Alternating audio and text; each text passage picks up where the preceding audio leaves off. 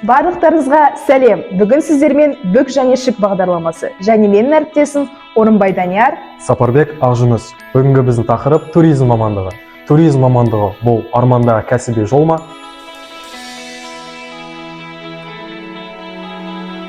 Әлде иллюзия ма?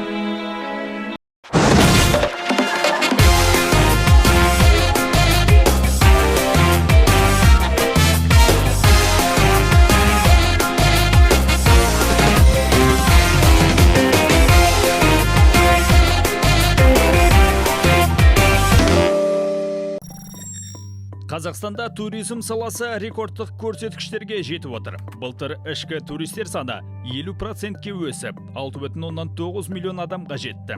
Саяхатшыларды негізінен ұлттық саябақтар мен курорттық аймақтар қызықтырады. Мәселен, биыл 7 айдың ішінде Щучинск-Бурабай аумағына 550 мыңға жуық турист келген екен. Биыл ұлттық саябақтарға келушілердің саны 2 миллион адамға жетеді деп болжанып отыр. Мәдениет және спорт министрлігінің мәліметінше, Шымбұлақ сынды орындарға жаз мезгілінде де ат басын бұратындар қатары артқан. Қазіргі таңда 240 мыңға жуық адам таулы аймақтың қызығын көріп үлгерген. Туризмнің дамуын одан әрі арттыру үшін қомақты инвестиция қажет екені айдан анық. Биыл алғашқы 4 айдың ішінде салаға 75,6 миллиард теңге қаржы тартылған. Ведомство басшылығының жоспары бойынша жыл соңына дейін туризм саласына 1 триллион теңге құю көзделген. Мемлекет қабылдаған шараларға байланысты бизнестің инвестициялық белсенділігі артты. Осылайша 2019 жылдан бастап 2022 жылға дейінгі кезеңде 400 миллиард теңгеден астам сомаға 290 инвестициялық жоба іске асырылды. 2021 жылы туризм саласындағы негізгі капиталға салынған инвестициялар көлемі 564,4 миллиард теңгені құрады деп Мәдениет және спорт министрі Дәурен Абаев жариялады. Сонымен достар, біздің подкастқа қош келдіңіздер. Бүгін бізде қонақта Қарақат, Адель және Аяулым. Бүгінгі біздің подкастымыздың тақырыбы туризм мамандығы. Туризм мамандығының сұранысқа ие ме емес пе мәселесі. Сонымен достар, негізі шын мәнінде менің ойымша туризм мамандығы өте сұранысқа ие. Осы мамандықтың сұранысқа ие болуының басты себебі қандай, сіздер ойлаңыздар? Мен бастасам, Ең басысы ол саяхаттау мүмкіндігі деп ойлаймын. Себебі көп туризмге түскен студенттер ең алдымен әлемді аралау, жаңа мәдениеттермен танысып деген арманмен келеді. Бұл мамандық өзіңнің хоббиіңді жұмысқа айналдыру деген мүмкіндік береді деп ойлаймын. Ялым дұрыс айтасыз, бірақ меніңше туризм ол тек қана саяхаттау емес, ол логистика, маркетинг, бизнес ұйымдастыру деген қиын салалар. Көбісі сол туралы ұмытып кетеді. Мен де Аделмен толықтай келісемін. Себебі көбінесе туризм жайлы ойлағанда адамдар біріншіден саяхаттау жайлы ойлайды. Бірақ негізінен басқа қырынан қарасақ, бұл мамандықта үлкен жауапкершілікті талап етеді. Мысалға, туристік сапардан бастап құжаттар, түрлі адамдармен сөйлесу, ол да бір үлкен жауапкершілікті талап ететін мамандық. Мен де толықтай келісем. Оның үстіне қоса кетсем, Қазақстанда қазір туризм саласы үлкен қарқын алып келе жатыр.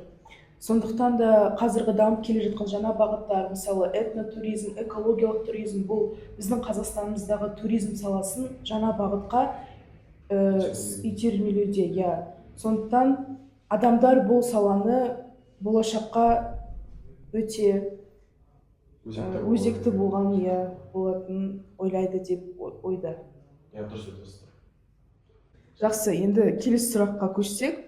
Жаңағы сіздер айтып кеттіңіздер, туризм мамандығы үлкен сұранысқа ие.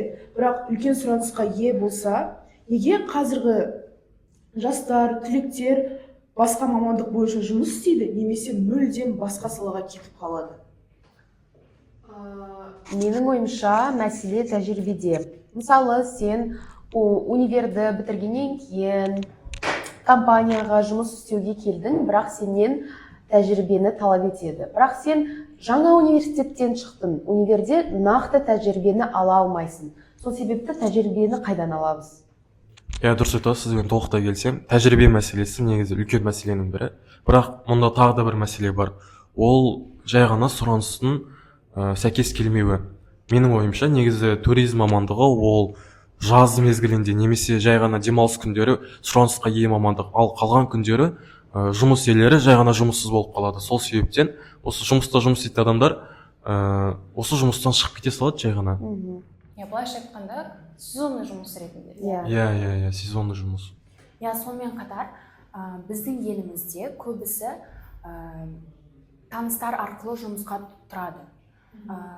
Тек дипломмен ғана барып жұмысқа тұру өте қиын. Дұрыс айтасыз. Осы Қазақстанда. Тағы да бір мәселенің бірі, менің ойымша, ол жалақы. Себебі студенттердің көбісі студент кезінен бастап жұмыс жасай бастайды және үлкен жалақы үйреніп қалады. Мысалға алатын болсақ, сен университетті бітірдің, өзінің мамандығың бойынша жұмыс істеген еді, бірақ сенің жалақың әрі кетсе 100 мың, 120 мың, және студенттер бұл жалаққа үйренбеген. Үнемі 200 мың арасында, 250 мың арасында, немесе одан да көп жалақы үйреніп қалған соң, бұл мамандықтан бас тарта бастайды. Осыдан енді үшінші сұрақ пайда болып тұр. Туризм мамандығында жұмыс істейтін адамдарға жалпы негізі диплом қажет пе? Қалай ойлайсыздар? Шынымды айтсам, қажет емес деп ойлаймын. Себебі қазір ғаламторда бәрі бар. Сен турларды қалай ұйымдастыруды өзің үйрене аласың.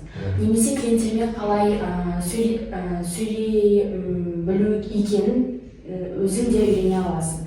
Мысалы, универде 4 жыл оқығанша 2-3 айлық курсты өзің меңгере аласың. Мен де аяғымның ойымен келісемін. Мен де байқадым, тур агенттік жұмыстарда көбінесе туризм мамандығын бітірмеген адамдар отырады. Мен сіздердің ойларыңызбен толықтай келісе алмаймын. Себебі менің ойымша, университетте алған білімін, сенің диплом бар болғанын, ол керісінше саған жаңа мүмкіндіктер береді, керісінше саған артықшылық болады. Мысалға айтсақ, мен өзім жайлы айтқым келеді. Мен студенттер қатарына қабылдау іс-шарасына қатыстым. Және бұл іс-шара мен үшін үлкен жолдар ашты.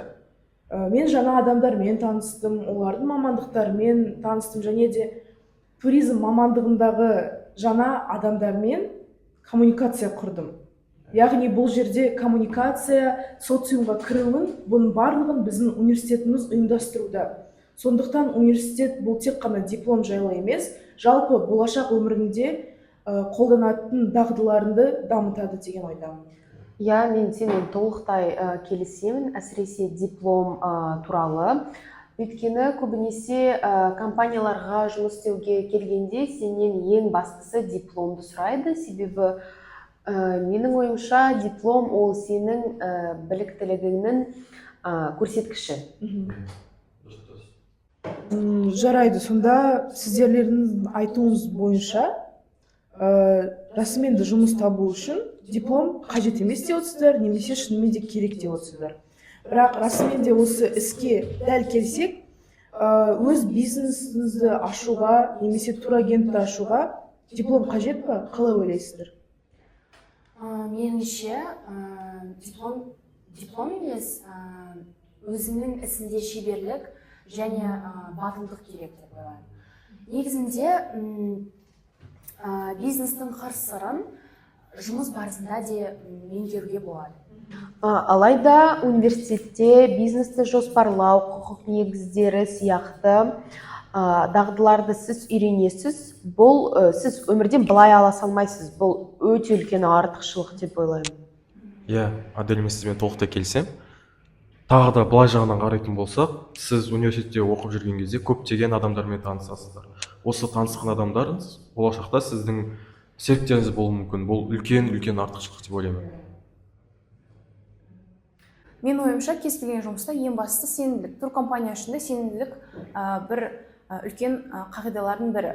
Бірақ та кез келген нәрсені сен тәжірибе арқылы жинайсың. Ол тәжірибені сен университет қабырғаларында жинайсың. Сондықтан да кез келген жұмыста саған сенімділікте, батылдықта, адаммен сөйлеу алуында, және де диплом сенің бір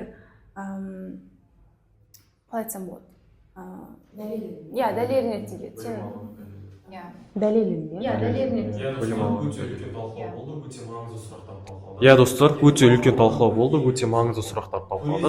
Енді талқыланбаған бір ең үлкен сұрақ болды. Туризм мамандығы ол армандағы кәсіби жол ма, әлде жай ғана иллюзия ма? Қалай ойлайсың? Жеке мен үшін бұл арман. Бірақ сол арманға жету үшін көп еңбектену керек деп ойлаймын. Қазақтар айтады ғой, еңбек етсең ерінбей, тояды қарның тіленбей. Иә, дұрыс айтасың. Аяулыммен толықтай келісемін. Мен өзім туризм мамандығына оқығаннан кейін бұл мен үшін арман. Бірақ сол арманға жай қиялда ұшып жүрмей, сен нақты еңбек жасауың керек. Мен де айтып кеткен сөздерге қосылғым келеді. Себебі әркім үшін әрине әртүрлі болады. Біреу үшін арман, біреу үшін уақыт жоғалту. Бірақ мен үшін бұл арман. Және де кез келген арман үшін көп еңбектену керек. Қазақтарда бір жақсы сөз бар. Тағы да қосып кетсем, жалқаудың жаны тәтті, еңбектің наны тәтті. былай қарасам ең бастысы ол мүмкіндік енді сен оны қалай әрі қарай алып кетесің ол тек қана сенің қолыңда. Иә, өте жақсы айтыңыздар. Менің ойымша туризм ол өмір салты. Оны таңдаған адам осы мамандық бойынша жұмыс жасап, ешқашан тоқтамай өз мақсатына жету керек. Менің ойымша өте жақсы талқылау болды, өте жақсы подкаст болды. Ал сіздердің ойларыңыз қалай? Өз ойларыңызды комментарийға жазып, арнамызға тіркеліп, осы видеоға лайк басыңыздар. Келесі кезекте бізде бейсайлар. Туризм мамандығын бір сөзбен сипаттаңыз. Шабыт. Таңдау. Туризм саласындағы ең үлкен қате түсінік қандай? Менің ойымша ол оңай әрі романтикалық жұмыс деген түсінік. Мен үшін туризм тек саяхаттау деген түсінігі. Сіз үшін армандағы туристік бағыт қандай? Мен үшін ол Исландия, мен солтүстік шұғыласын өте көргім келеді. Ал мен үшін ол Швейцария, сол жердегі табиғатпен тамсанамын. Сапар кезінде міндетті түрде алып жүретін 3 затыңыз. Менің ойымша ол біріншіден паспорт, фотоаппарат және де ыңғайлы киім. Туризм саласында жұмыс істеу үшін ең басты қасиетіңіз қандай болу керек? Өзіне деген сенімділік. Қысқы саяхат па, әлде жазғы саяхат па? Маған қысқы саяхат. Мен үшін жазғы саяхат. Ұзақ сапар ма, әлде қысқа демалыс па? Мен үшін қысқа демалыс. Мен үшін ұзақ демалыс, әсіресе машинада. Жағажай ма, әлде экскурсия ма? Жағажай, әрине жағажай. Мен үшін де жағажай. Экстрим бе, әлде жайлылық? Экстрим. Экстрим. Ұшақ па, әлде пойыз ба? Ұшақ. Екеуі де. Мен үшін ұшақ. Мен үшін екеуі де.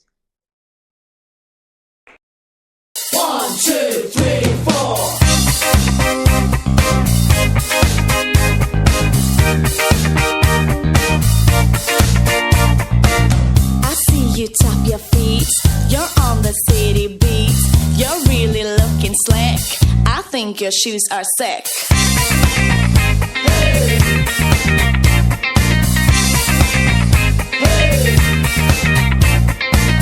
You got a bit of style. Мен де қоса кетейін аяулым сияқты. Жалқаудың жаны тәтті, талқаудың тағы. Борда жазылсын. Бордай жазылып сізді айтатыңыздар ағайын. Еңбектің наны тәтті. Құдай.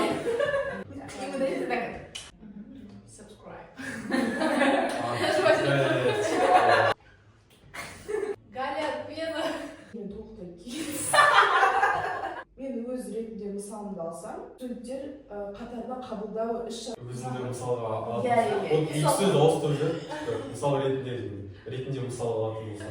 Және де Опять 2 раза сказал Женя. 6 минут мы пытаемся обжиться. Туй, 6 минут, да? Және де.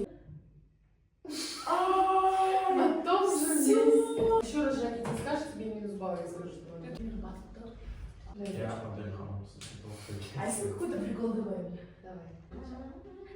Кстати, сіз сынауыңыз беріп па, серік па? Вообще не в тему. Аузымызды ашып алайық. Сағат үші болды. 9 жаңалықтық қатты деп. Қан туғыза бастады. Женди. Женди там. Все, Женни. Все. Все, да?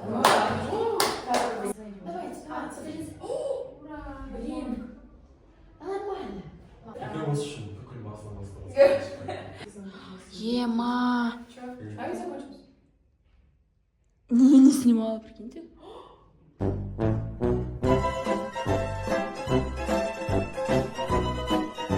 Плачьте. Бүк және шық болды. Честно, бүк және шық, я? О, денежка, идем. Ой, какой кадр, как будто боги. Связи поближе. Видишь, она в чужом глазу соринку заметит, а в своем бревна не увидит. Вообще, махалат келеді жасын.